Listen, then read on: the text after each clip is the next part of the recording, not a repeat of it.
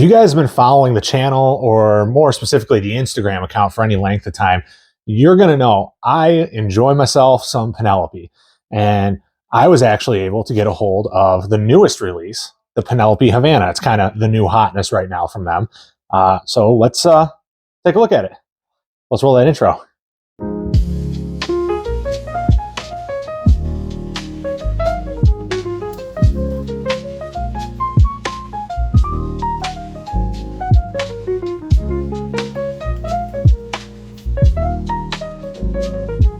All right, guys, welcome back to T-Rod Whiskey. I am T-Rod, your host. Appreciate you coming back. I am a big Penelope fan. I know that they're not everybody's particular jam, right? They get some flack from purists because they do a lot of finishing, or they do some unconventional stuff, that it's sourced bourbon that they're not actually distilling themselves, which I don't know how true that is anymore, because back in 2023, for those of you paying attention, Penelope was purchased by Lux Row, which is MGP's producing arm, if you would. And now they have access to much more stock, and they just have access to a lot more than what they used to have access to, which has led to some really cool releases recently, including this one here, the Havana. Now, this is kind of the sister to last year's special release, which was the Rio. As most of you guys will remember, it was finished in honey and Amburana casks. Now, I was not able to get a hold of one of the Rios. However, was able to get a hold of one of the Evernorth, I believe, Spirit Walker Batch 2s, which to me was a huge Rio killer, just based off what everybody said. And I'm just going to have to go off of those blind opinions because, like I said, never got my hands on one. However, I was able to get my hands on this bad lad. The Penelope Rio was kind of their first foray into multiple cask finishes. Penelope had done a lot with toasted casks. There was the Valencia, there was the Rosé cask, but Rio was different in that a lot of people were talking about Amburana and dipping their toes into it, and they went wide with the honey and Amburana finish, and it was vastly different than what a lot of people were doing. And it's kind of the same with the Havana. So this is their typical 4-year MGP bourbon, right? But then it is finished for a undisclosed amount of time in both maple syrup and rum casks. Now, the one thing that is noticeably different about this is the proof. Rio, I believe, came in at like 98 or 99 proof, and this is coming in at around 93 proof, right? 46.5, 93 proof. It's part of their Cooper series.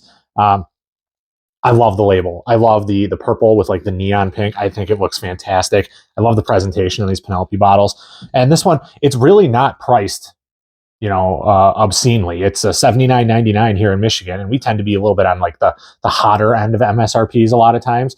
But I was super fortunate to get my hands on one of these. Thank you, Sam from Harper Liquorland, from making my dream a reality. I appreciate you.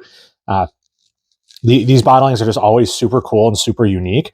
So we're going to take a look at it. I'm going to give you guys some tasting notes, and we're going to see, kind of how it stacks up, and is it worth its price tag?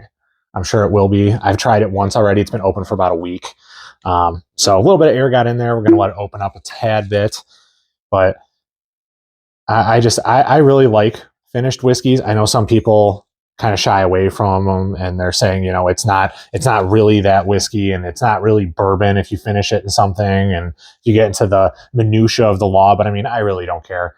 Good whiskey is good whiskey. I'm going to drink what I like. Now, don't get it twisted, guys. I don't like flavored whiskey. Anything that's like 60, 70 proof and has a bunch of like syrups poured into them.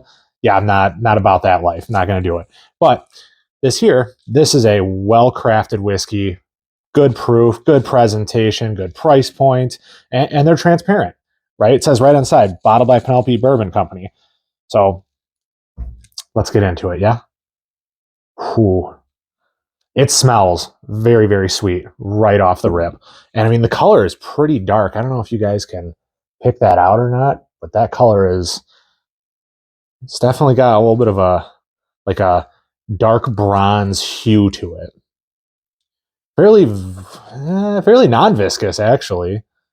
I mean, it's not terrible, but it's definitely indicative of a lower proof bourbon, which I think is going to end up being the biggest detractor of this one, but we'll see. Okay, so that maple syrup is kind of coming through on the nose. There's a little bit of a youthy hint. It's just a whisper. It's not crazy or anything like that. I get oak, more maple syrup, a little bit of a, I don't know, like a sugar cane, sugary sweetness, like a, that rum finish is coming through. There's a little bit of like a hint of like a whitish fruit that I'm like an unripe green apple almost. Could be weird. I don't know. But let's go in for a taste, guys. Cheers. Mm. So this is my first sip of whiskey all day, so we're not going to pull anything off of that. But this drink's like 93 proof. But it's not as thin as I thought it might be. Maybe some of that's accredited to the finishing casks. Maybe that's just expert blending.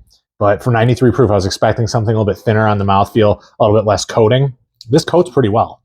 So, all right.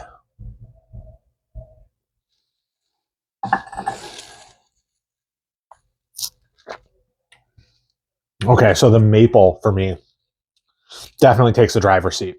It's a sweeter, this is definitely like a dessert-oriented whiskey, or if you're somebody who likes sweet bourbons, this is going to be right up your alley.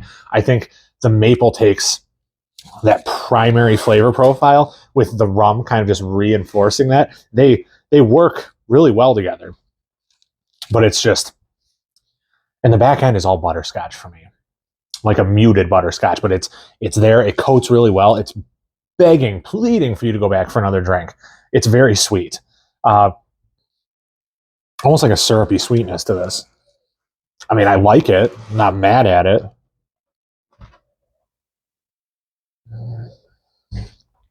I would like for a little more of like the bourbon characteristic to come through on this one. Because for me, this is not going to be like an everyday sipper or something that I go to often. This might be something that I use to introduce new drinkers, and that's fine. I'm not saying this is a bad whiskey at all, because I like it. I do enjoy it. Yeah, 93 proof. Non-chill filtered. I mean, it's cool. It's unique. I think it fills a gap in the market today. I do like a lot of these companies that are doing the dual barrel finishes because they're complementary of each other as long as they're well thought out. And I enjoy sipping this. Courtney enjoyed sipping this when we got into it. It's good. There's not a lot of complexity there. If you're looking for something to pick apart and really enjoy, this isn't going to be it. I don't think this would hold up well to a cigar. I think this is something that you would pour after dinner with like maybe some pie or a cake or maybe a little bit of chocolate or cookies or something. This would pair very well with dessert.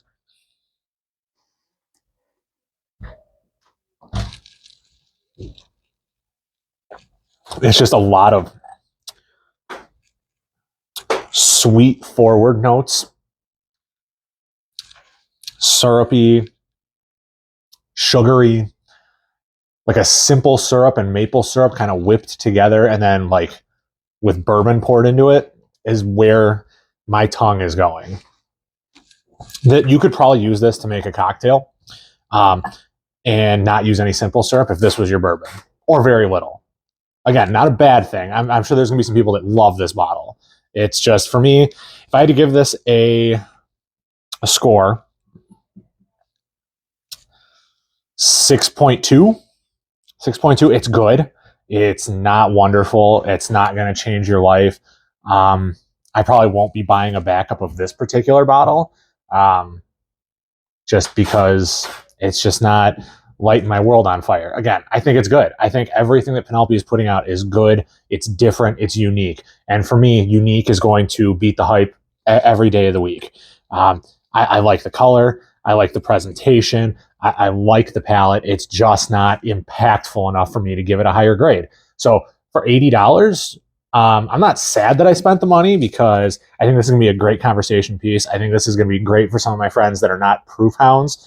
I think this has definitely got a spot on my shelf, and I'm glad that I have it. Would I pay some of these secondary prices? I've seen it go for anywhere from $150 to $250 in the last couple of weeks. and I would absolutely not pay that for this. It's not worth it, guys. It's at MSRP. It is priced appropriately, I think. Maybe you pay a couple bucks over SRP because it is allocated. You want to help out your shop owners. Hey, you know what? If you want to pay $90, $95, go for it. $100, I'm thinking is too much. I think that's too much. I think it's good. I think you'll enjoy it. It's not going to be something where you're going to sit here and pick it apart. It's going to be something where you pour yourself a glass and you're watching the game, or maybe you're reading a book, like something that you can just mindlessly enjoy. And this will be it. This will actually probably be a really good one in the summer. In the summer around the campfire, this one might be okay, or just at a barbecue or something. It won't pair well with the barbecue, but it's light enough where you could drink it in the summer and it's not going to be annoying, you know? Mm-hmm. So that's that, guys. Please, if you've made it this far, remember to like, comment, subscribe, follow the channel, leave a comment down below. Tell me what you do, what you don't like. We're constantly working on new ideas. I've got quite a few new distilleries that I'm partnering with this year, so be on the lookout for some new content. Going to be moving a little bit into the American single malt space. I got some really cool bottles from a distillery in Texas that I can't wait to talk about with you guys. But until then, cheers.